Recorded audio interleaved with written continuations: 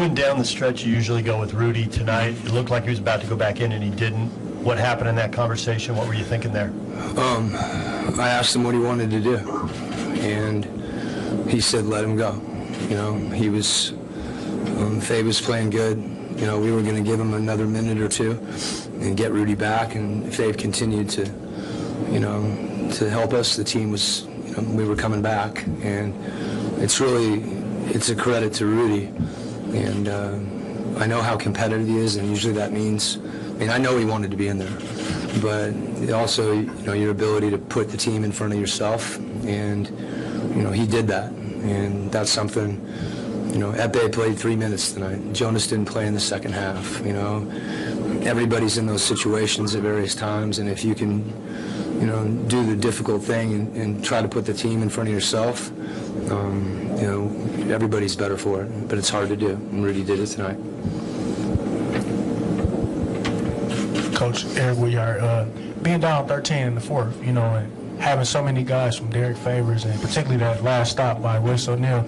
Talk about the grit you guys showed in the fourth quarter to really fight back and close the game out strong. Well, you know, this is one of those games you're fortunate to win. You know, things, you have to catch some breaks.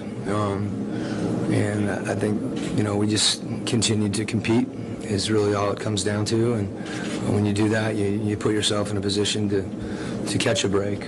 And that happened tonight. And, you know, we had some guys make big plays. Especially Royce O'Neal at the end there defending both Kyle Anderson and Manu. What did you like about what he did on that defensive possession? And then what did you, I saw you kind of confront him at yeah, he stayed disciplined. And those are the times when it's hardest to do that. And Lamar Skeeter shot faked him probably 500 times this year, trying to get him not to leave his feet. And you know, it's something that we talk about. And you know, particularly when you want to stop and you're wound up and you're intense and you're competing. You know, oftentimes, you know, that's when you go for a fake and foul. And you know, he's been really good. And I think I said before, he got on the court because he guarded. But that, you know, being disciplined in that situation is hard to do, and that's what I told him. I was proud of him.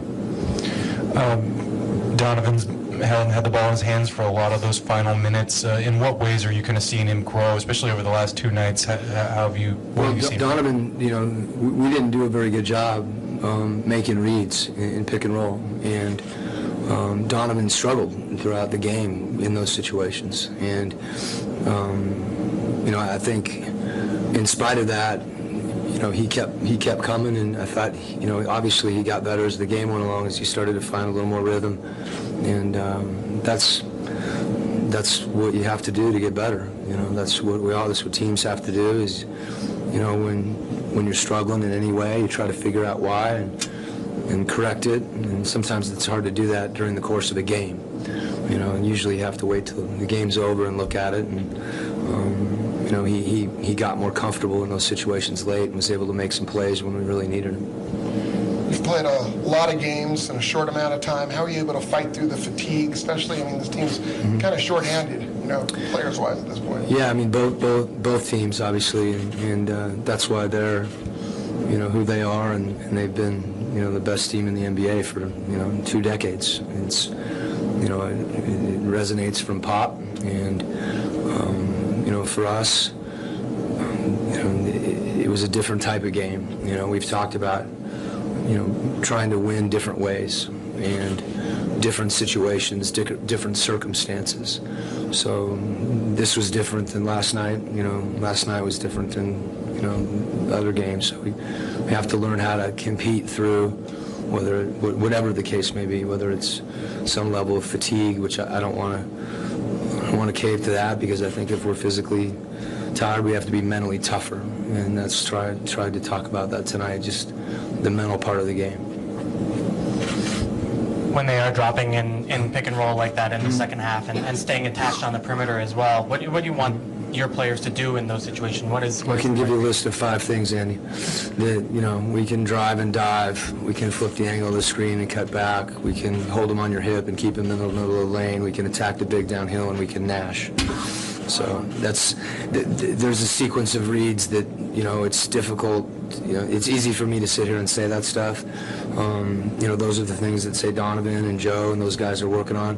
And Joe's developed a floater, which is, when they're back, sometimes you got to take the floater. We don't just want to settle for mid-range jump shots, but sometimes that's all they give you, and that's what Donovan had late in the game. So, all those things are relevant. When you play against a team that's as good as they are defensively, those reads become more difficult. It's really easy for me to sit there and say, oh, you should have done this, or you should have done that. Those guys have, players up in and pressuring them, and it's hard to do. And we weren't very good at it for a certain portion of the game. That's part of the progress of the team. I thought we tried to attack too much, just 2-on-2, and that's a credit to them and how good they are defensively. So the ball wasn't able to move as much, and that makes it harder.